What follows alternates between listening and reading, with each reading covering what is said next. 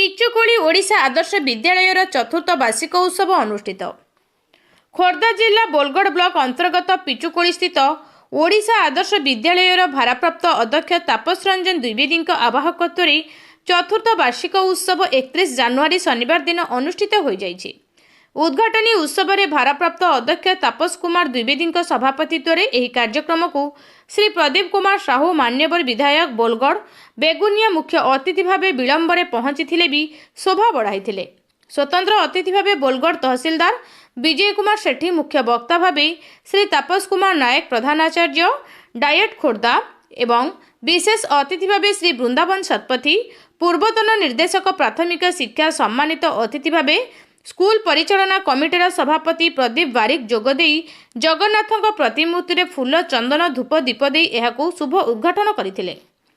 कार्यक्रम प्रारंभ में शिक्षा अनुष्ठान छात्री माने स्वागत संगीत परिवेशन करथिले। भारप्राप्त अध्यक्ष तापस कुमार द्विवेदी विवरणी पठन भाषण दे सूचना प्रदान करथिले तथा अतिथि मानकर परिचय प्रदान करथिले। समस्त छात्र छात्री माने शिक्षा सहित क्रीड़ा को गुरुत्व देवा संगे संगे श्रृंखलित भाव में समयानुवर्तित होई समस्त शिक्षक शिक्षयित्री और पितामाता को न भूली जाई सम्मान प्रदर्शन करने को मुख्य अतिथि छात्र छात्री को परामर्श देथिले। एहा सहित अन्यान्य सम्मान्य अतिथि माने मध्य उपस्थित थिले। श्री प्रमोद कुमार स्वाई बीओ बोलगड़, श्री पवित्र मोहन माझी सेक्रेटरी खोर्धा समवाय समिति निरंजन महांती उपस्थित रही छात्र छात्री मानक उत्साहित करथिले। समस्त कार्यक्रम सहकारी शिक्षक डॉक्टर कृष्णचंद्र पंडा, नारायण दास, सुभाष दास, बिरंची बारिक, गुरुप्रसाद नाथ शर्मा, अमित नायक, चंद्रकांत जगदेव, अनन्या प्रियदर्शिनी, सुप्रिया प्रधान, इतिश्री पाणी, अमृता पात्र और रश्मिता बेहेरा आदि विद्यालयर समस्त शिक्षक शिक्षयित्री माने सहयोग करी परिचालना करथिले। विद्यालयर विभिन्न प्रतियोगिता रे कृतकार्य छात्र छात्री मानक अतिथि द्वारा पुरस्कार वितरण करा जायतिला। परिशेष रे शिक्षक आशुतोष पुरोहित समस्त को धन्यवाद अर्पण करथिले। द्वितीय धर्म रे छात्र छात्री माने सांस्कृतिक कार्यक्रम को अति सुंदर भाव में परिवेषण करी किछि अभिभावकों ठारू पुरस्कृत होइतिले। समस्त छात्र छात्री अभिभावक शिक्षक शिक्षयित्री मानक पई मध्याह्न भोजन व्यवस्था मध्य करा जायतिला।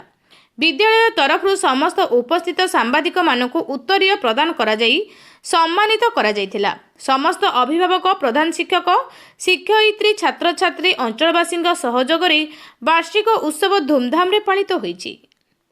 ब्यूरो रिपोर्ट, निर्भीक न्यूज।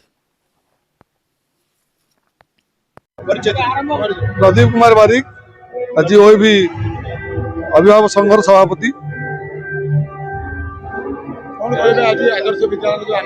आज चतुर्थ वार्षिक उत्सव पुरस्कार वितरण उत्सव आदर्श विद्यालय पिचुकुली चलने भितर बहु विद्यार्थी बहु छात्र छात्री तार एक्सट्रा करिकुलर एक्टिविटी देखा पाठ पढ़ी भल ना करतमान आम आदर्श विद्यालय भल परसेंट रखी पिला 90% एभव प्राय 40 पिला रखती। तेणु आशा रखुची एटी आहरी पाठपढ़ा गुणात्मक आहरी हो पार। अभिभावक मान सचेतन अच्छा पिला भल कोचिंग पाँच आगामी हॉस्टेल सुविधा हाँपाई जाऊँगी। तो निश्चित भाव में पाठपढ़ा गुणात्मक हो पार।